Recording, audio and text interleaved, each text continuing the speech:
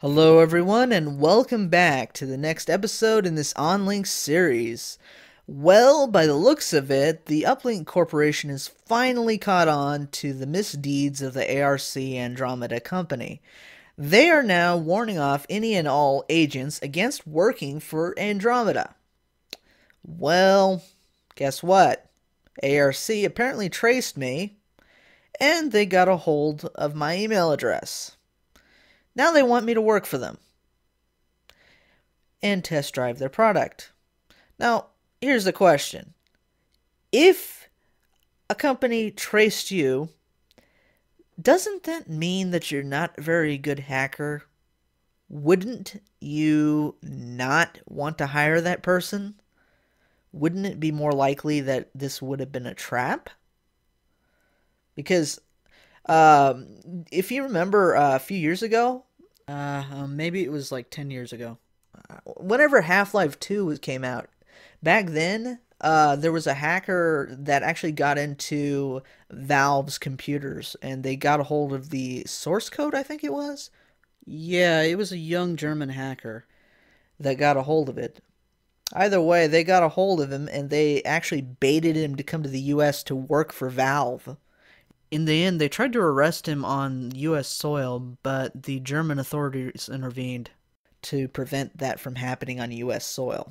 I think that's what happened, if I recall correctly. In a way, I just thought that was kind of interesting.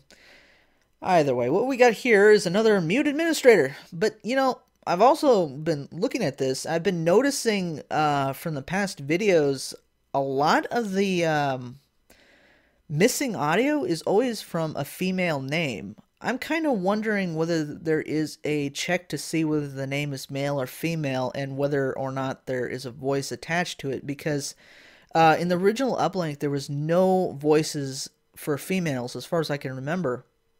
There might have been something added, but as far as I know, there isn't. So that might explain the lack of voice on some of these. That's just a far-fetched theory, and I'm sure it's way wrong. But, I don't know, it's just a lot of coincidences on that one. But I'm sure it's a coincidence more than anything else. Anyway, as far as running the Revelation virus, all we have to do is, as you saw, put it in their file system, turn off all the security, and after that, erase our logs like usual. Finally, in order to get this to run, we have to go in the console and cd into the user directory and run Revelation. Really as simple as that. I should also probably point out that this Revelation virus is very easy to use for when you're doing one of those computer destruction missions. Because if you recall, it takes several hours for the computer destruction to show up on the news. But if you actually use the Revelation virus on the computer instead of just destroying it by deleting some special files, it will immediately go up in the news, so you can immediately take credit for it in the email rather than waiting several hours. It's very useful for that. So I would recommend doing that if you're wanting to get a quick result.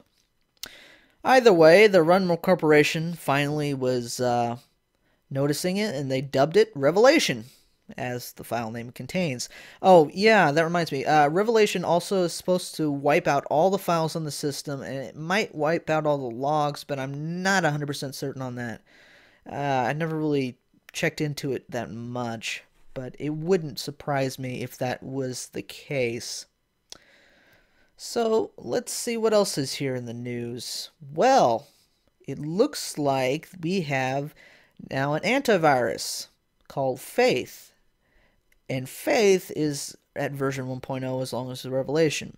Now, as the story goes on, depending on your actions with the Runmore Corporation or the ARC Corporation, the version of Faith or Revelation will increase or decrease depending upon your actions, or stay the same depending. You could also ignore this whole storyline completely, but I think the internet would be destroyed if you do. Well, it looks like a Runmore wants to get a hold of the virus, but we've already sent it to them, So we've made an easy 25K. Can't really argue with that. Well, see you guys next time. Hit the like button if you like it. Thanks.